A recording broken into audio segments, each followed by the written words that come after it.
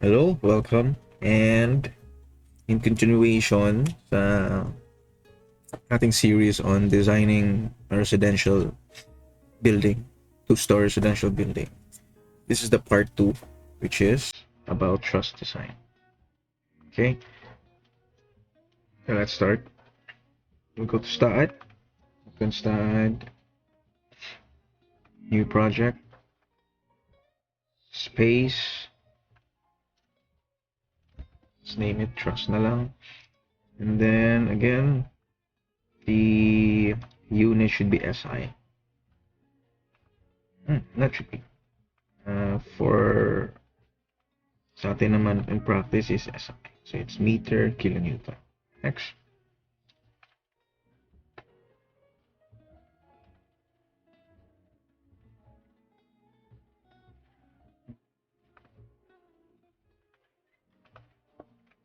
So again, when starting, lagi ako nagsiset sa 0. So 0, 0, 0. Origin, the origin. Yan tayo nagsiset. And then, dun tayo for as much as possible, yung takbo natin is, yung origin is nandito sa left side. All the other points or nodes should be on the positive x-axis and y.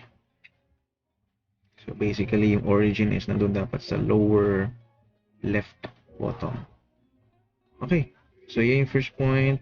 Check natin yung truss natin, which is this one. So, sineset ko, dapat itong point na to is yung origin. This point should be the origin. So, all the point is along positive x, positive y. Para maganda naman. Okay, so ang mangyayari, maraming method na pwede mong gawin. Pwede mong isa-isahin to. Kasi every point yan yung nodes. Matagal. So, ang gagawin natin na lang dito is set natin tong point na to and yung dulo. Then, insert na lang tayo ng node sa between. Okay. So, node cursor, pick mo yan, translate mo yan, meaning copy along x. So, isa lang, then ikakopy natin yan by 12.116 meters. Link na lang din natin. So, para automatic. Boom. So, yan. Yan na yung stretch ng truss mo. Then, copy na lang din natin to. Translate y at 2 meters. So, 2 meters siya dyan. Link. Copy yan. Then, add beam na lang tayo. So, okay, itong portion na to sa tab, add beams, add plates, and surface, etc. And insert node. Yan. Dito rin insert. So, add beam. Now, make sure ko na pag nag-add beam ako, dapat naka-control N. So, lalabas yung mga node numbers. Pag nag-add beam ka kasi, doon ka mauuna dapat sa much lower number. So, dito tayo sa 2 papuntang 3. Kasi pag baliktad, mayayari niyan, i-correct mo pa after. So, yun. Yan na yung truss. Okay, dito tayo sa front view. Yun yan. 3D front view yan. So, mangyayari ngayon, insert na lang natin yung mga nodes dito. Para hindi natin isa-isahing input yung first. So, ilan ba yung nodes na yun? Since 1 meter yung spacing ng nodes natin and 12 meter yan, 11. 11 yung nodes in between. Okay? So, mayayari yan. Again, click mo lang itong member na to, then add insert node. insert node from between 1 and 2. So that's 11. Sit between there. Add endpoints. Yun! Okay, then bam. Yan. So 1, 2, 3, 4, 5, 6, 7, 8, 9, 10, 11, 12. Yan. Yan, click mo lang yan. Insert. Dapat sinabay na lang. Sinabay na lang. Sabay na lang natin itong dalawa. So insert 12. Bam. So yun na. After that, add ka na lang ng beam pa isa-isa. So tignan natin yung orientation niya. Yun, pag ganon. So boom. Again, lowest numbered node to higher, to larger. Lowest larger no. 11 to 20, 12 to 19, 13 to 18, 14 to 17, 15 to 16. Then 3 to 4. Oh, 5 to 27, 6 to 26, 7 to 25, 8 to 24, 9 to 23, 10 to 22, 11 to 21.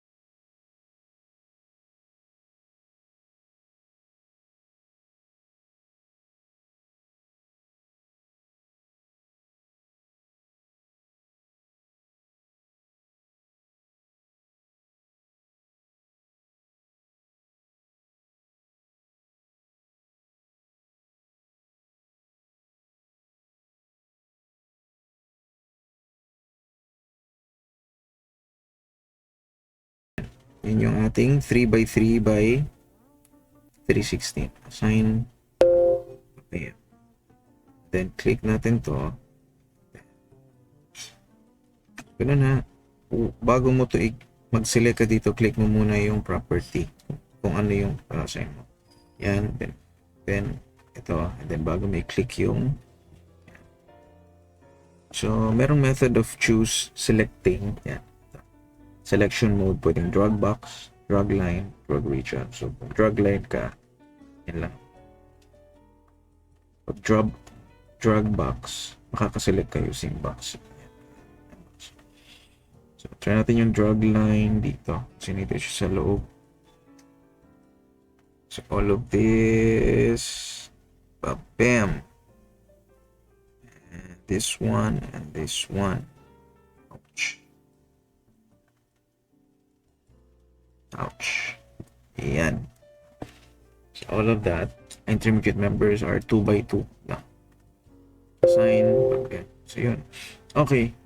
Important pala is to check if wala kang na-miss na na assignment sa property.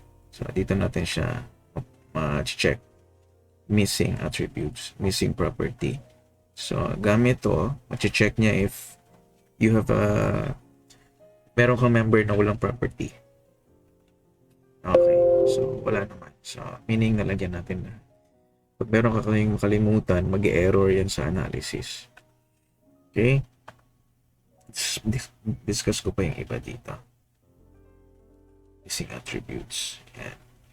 Specification. Dito mo makikita yung magse-select siya based on this parameter. So, kung all failed beams, click mo to, isa-select na yung all failed, etc. Okay? Next property, dito tayo sa specs. Now, sa specs, kailangan nating lagyan kasi sa truss design, of course, definition naman natin sa truss is truss members are pinned support. So, wala talaga moment.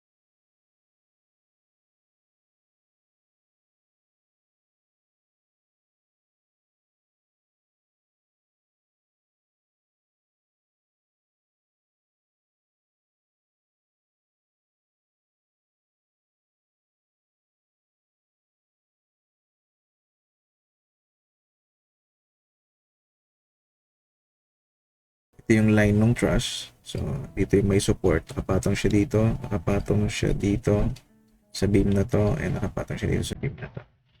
Ganun na lang gawin natin. Okay, so yan yung support at both ends. At one end. And yan. So, anong member to? Okay, check natin dito. So again, pin support na lang tayo.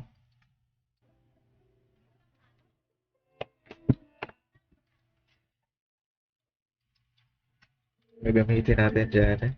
Add. Use cursor to assign na lang tayo. So dito yun. And then dito yung isa. And then yung isa naman is 1, 2, 3, 1, 2, 3, 4, 5. Sa 1, 2, 3, 4, 5. Here.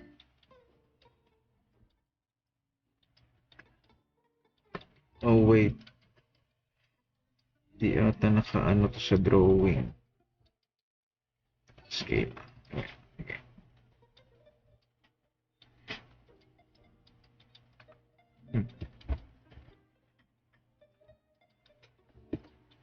Okay.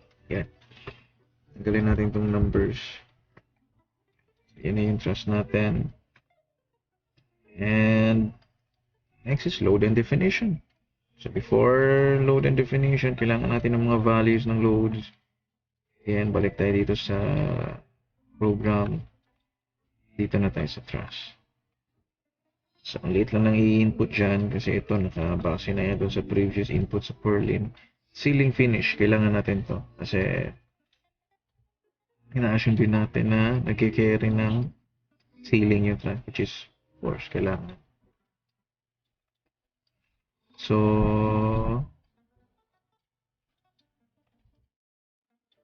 usual naman is 0.1 kPa pedestal channel. So we'll use 0.1 kPa from STAAD. So ito yung Perlin na take off natin from STAAD. Okay, ito yung Perlin natin. Ito tayo sa command line. Ito yung STAAD editor.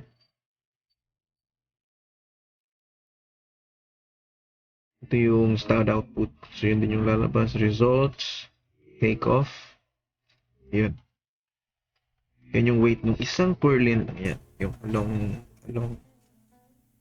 12.6 meter. So isa lang. So 1.274 kilonewton. So yan yung input natin dito. 1.274. Yan. Pag na-input na yan, automatic na yung mag-generate nung weight nung Perlin na nandun sa truss. Okay, keep maps. Merong maps na dadaan. Lagyan na lang natin usually 0.1 kPa. Then boom. Okay na. So,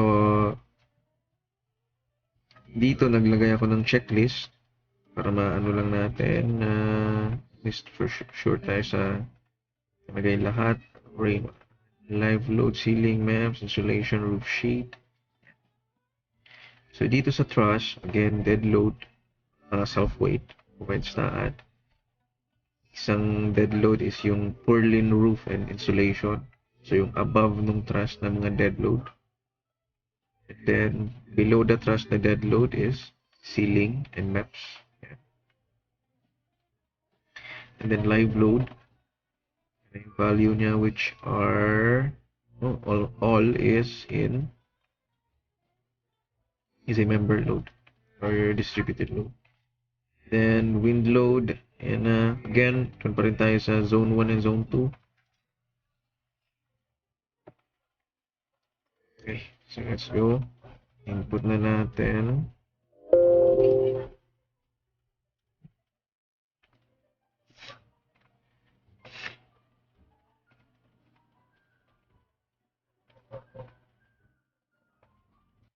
Load cases, add. Same lang din ang steps sa Perlin. dead load, live, then wind load 1 is the windward, and wind load 2, which is the leeward. Okay, click natin dead load. Add natin dyan ang self-weight, which is -1 factor, gravity load, add natin dyan yung ito, sini pwede natin i-add na to lahat. No. Yung ceiling and maps, dun yan mag-a-act sa bottom chord. Then, itong 0.72, which is the purlin roof and the insulation, yung mag-a-act lang sa top chord. Okay? Take note. 0.72. Member load.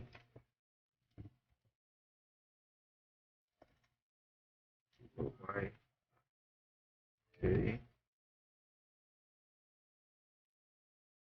And these two, 0.64. Member load again, negative 0.64. Yan. Yun na lahat ng dead load. And then live load natin ay negative 1.89. Again, member load. Then wind load natin 2.68. It's also a member load.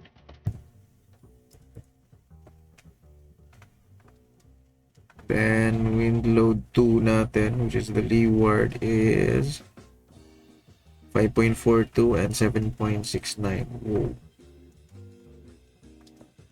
Positive.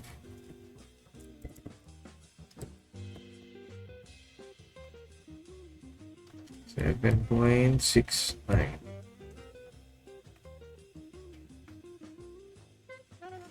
Ayan. So, yan na yun lahat. Okay. Yan lahat. Self-weight, 0.72, 0.64, 1.89, 2.68, 5.42, 7.69. So next is auto load generation. So code natin 2015. Ultimate pa din tayo. Generate. And then okay, so live load. Live load is acting sa top chord.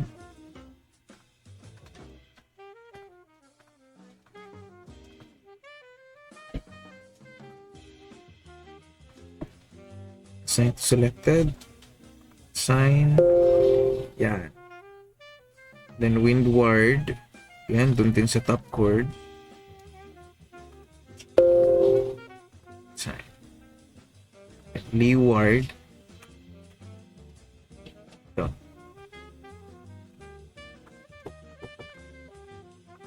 Again, sa zone 2, interior. Ayan.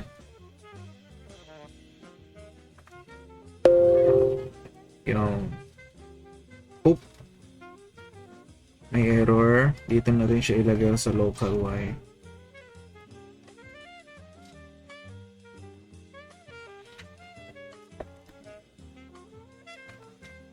Yan. Then ito, dito siya sa exterior.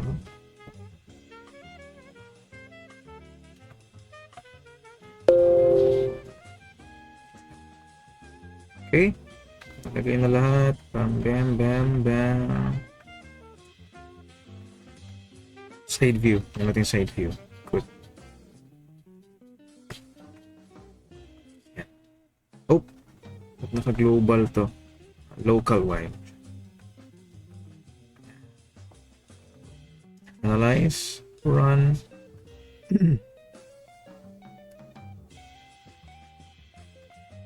Let's check. Merong failure, results. Pass. Oh, pass naman. Pretty good. Select natin kung mayroong failure. Missing specifications of failed beams. Natin. Ratios. Liit ng ratios.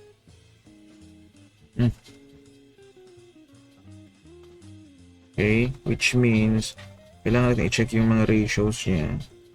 For example, ito. 0.3. Meaning, pwede mo pang paliitin yung member. Naliliit yung mga lumabas na ratios. Meaning, napaka-safe. Yung interior, okay, 0.5, merong 0.6, okay lang. 0.3. So, adjust na lang muna natin. Kung gawin nating 2x2 na lang to, same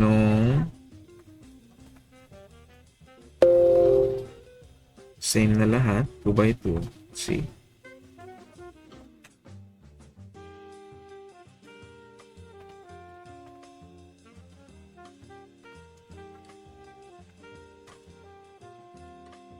Hmm, 0.9, 0.3. Good. Okay lang. 0.8. Yun. So, pasok lang siya pag 2x3.